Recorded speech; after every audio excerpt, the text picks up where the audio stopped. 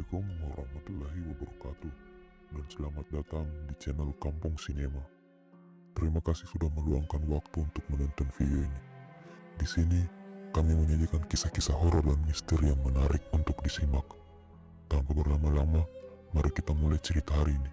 Semoga kalian terhibur dan sehat selalu, dan jangan lupa subscribe agar tidak ketinggalan kisah-kisah seru berikutnya. Angin sore berhembus pelan ketika Arga, mahasiswa semester 3 dari luar kota, tiba di sebuah rumah kos tua di pinggiran Yogyakarta. Ia baru saja pindah dari kos lamanya yang terlalu ramai dan tidak kondusif untuk belajar. Rekomendasi datang dari temannya, Dani, yang bilang tempat ini tenang, murah, dan dekat dengan kampus. Kos itu berdiri di ujung gang sempit yang jarang dilalui orang. Bangunannya bergaya kuno, dengan cat dinding yang mulai mengelupas dan pintu-pintu kayu tua yang sudah berubah warna karena usia. Nama kos itu terpampang di atas pagar besi berkarat. Kos Bu Endah. Seorang wanita setengah baya menyambut Arga di teras. Wajahnya penuh keriput, tapi sorot matanya tajam dan suaranya lembut. Dialah Bu Endah. Kamar nomor 5 ya Mas Arga. Yang itu di ujung lorong. Jarang ada yang mau di situ.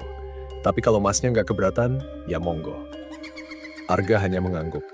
Kalimat itu membuatnya sedikit heran, tapi ia tak ingin berpikir terlalu jauh. Ia hanya butuh tempat tinggal baru yang lebih tenang. Lorong menuju kamar nomor 5 gelap meski hari masih terang. Lampu neon berkedip pelan dan suara lantai kayu berderit setiap kali Arga melangkah. Saat membuka pintu kamarnya, bau apek menyeruak, namun tidak terlalu menyengat. Ruangannya sempit, tapi cukup. Ada ranjang, meja belajar, lemari kayu tua, dan jendela kecil yang menghadap ke halaman belakang yang penuh semak belukar. Sore itu, Arga membereskan barang-barangnya, menyapu kamar, dan membuka jendela lebar-lebar untuk mengusir bau. Namun saat ia menarik tirai tebal di jendela, sesuatu membuatnya bergidik. Di luar, di balik semak yang rimbun, ada sosok perempuan berdiri diam, mengenakan kebaya lusuh dan wajahnya tak terlihat jelas. Begitu Arga memicingkan mata untuk memastikan, sosok itu sudah tidak ada. Bagian 2, suara dari dinding. Malam pertama Arga di kamar nomor 5 terasa biasa saja, hingga sekitar pukul 2 dini hari. Arga terbangun karena mendengar suara samar dari balik dinding kamarnya. Suara seperti orang menggaruk pelan, kadang diselingi isakan tangis perempuan. Ia mematikan kipas angin dan menajamkan telinga. Suara itu tidak berasal dari luar, bukan tikus, bukan juga angin. Ia mendekatkan telinga ke dinding dan jelas terdengar suara lirih. "Tolong, aku dingin."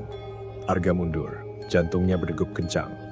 Ia menyalakan lampu dan duduk di ranjang, menunggu sampai suara itu menghilang. Ia tidak bisa tidur sampai pagi. Keesokan harinya, ia mencoba menanyakan pada penghuni kos lain. Tapi ternyata hanya ada 3 orang lain yang tinggal di sana dan semua menempati kamar dekat depan. Mereka tampak enggan berbicara banyak. Salah satu dari mereka, laki-laki berkacamata bernama Dimas, hanya berkata singkat, "Ya, kalau malam ada suara aneh, jangan ditanggapi." Udah itu aja. Bagian 3. Boneka di lemari. 3 hari kemudian, saat Arga sedang membereskan lemari tua yang belum sempat ia buka, ia menemukan sesuatu aneh. Sebuah boneka kecil, lusuh dan kotor, terselip di antara celah belakang lemari. Boneka itu berwujud gadis kecil dengan rambut panjang dari benang wol hitam. Tapi yang aneh, bagian wajahnya tidak punya mata. Hanya ada lubang hitam kosong di tempat seharusnya mata berada. Arga membuang boneka itu ke tong sampah luar. Tapi keesokan paginya, saat ia bangun tidur, boneka itu sudah kembali berada di atas mejanya. Ia membuangnya lagi, kali ini ke selokan belakang. Dan malam itu, ia mimpi buruk. Dalam mimpinya, ia melihat seorang gadis kecil berdiri di pojok kamar. Rambutnya panjang, wajahnya tanpa mata, dan ia berkata dengan suara parau, "Jangan buang aku, kamu yang harus pergi." Bagian 4, misteri kamar nomor 5. Merasa tak tenang, Arga kembali mendatangi Bu Endah. Ia mencoba menanyakan soal sejarah kamar nomor 5. Awalnya Bu Endah menolak bicara, tapi akhirnya ia menyerah. Kamar itu dulu ditempati sama mahasiswa juga. Namanya Ratna, anaknya pendiam rajin, tapi suatu malam dia bunuh diri, gantung diri di dalam kamar, pakai tali spray yang ia robek sendiri. "Kenapa?" tanya Arga dengan suara bergetar. "Katanya, dia sering ngomong sendirian. Bilang ada teman yang datang malam-malam, tapi nggak ada siapa-siapa. Lama-lama dia depresi. Dan, ya, sejak itu kamar itu kosong lama." Arga pulang ke kamarnya dengan pikiran kacau. Semua hal aneh mulai masuk akal. Suara dari dinding. Boneka, sosok perempuan. Bagian 5, penghuni lain.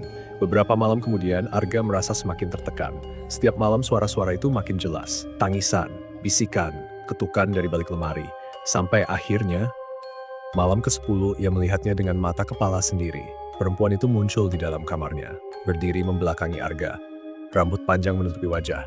Tubuhnya pucat, mengenakan kebaya kusam yang sobek di bagian pinggang. Arga tidak bisa bergerak. Perempuan itu berbalik, wajahnya rusak, tidak punya mata, tidak punya hidung.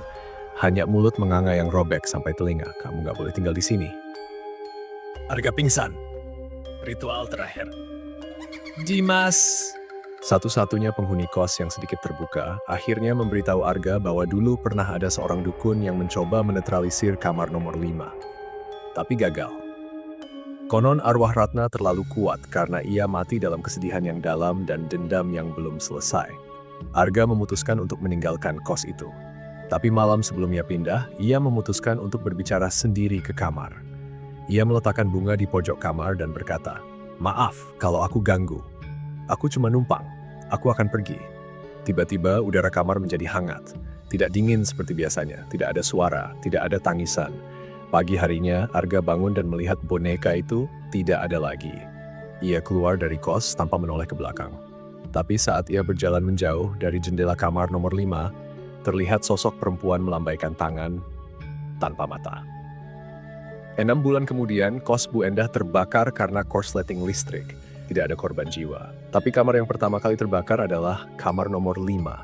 Petugas pemadam mengatakan api berkobar dari dalam lemari, dan saat puing-puing dibersihkan ditemukan sebuah boneka kecil hangus tanpa mata.